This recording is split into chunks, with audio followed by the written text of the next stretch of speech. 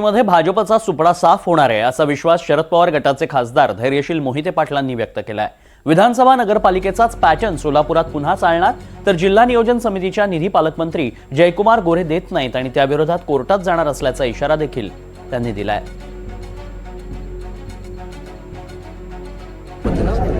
जेव्हा सोलापूर जिल्ह्यातील जनतेनं स्वाभिमानाने नगरपालिका इलेक्शन असेल, विधानसभा इलेक्शन असेल, त्याच पद्धतीनं लोकसभा इलेक्शन असेल, हे प्रत्येक वेळेस दाखवून दिलेलं आहे की ही जनता पुरोगामी विचाराची जनता आहे आणि पुरोगामी विचारच फक्त या सोलापूर जिल्ह्यात चालतो आणि सोलापूर जिल्ह्याच्या जनता ही पूर्णतः स्वाभिमानी आहे।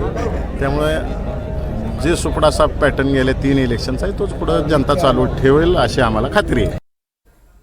DPDCचा निधी हा सगळ्यांना द्यायचा असतो, ह्याचा क्लिअर GR आहे आणि त्यात भेदभाव केला गेलेला आहे। त्यामुळे आम्ही कायदेशीर मार्गाने जाऊ आणि जे काही प्रोटोकॉल पाळला गेला पाहिजे होता, जे काही निकष नियमावली पाळली गेली पाहिजे होती, आराखड्यामध्ये जी कामं घेतलेली त्या आराखड्याचं जी रूल्स अँड रेग्युलेशन राज्य शासनाचे ते कुठंच पाळले नाही। मनमानी पद्धतीनं निधी वाटला आहे। निधी द्यायला कोणाला अडचण नाही आम्हाला, तर एक त्याचं धोरण ठरवा आणि सगळ्यांना निधी द्यायचं काम केलं पाहिजे। तसं झालेलं नाही आहे आणि त्या दृष्टिकोनातून न्यायालयात जाणार।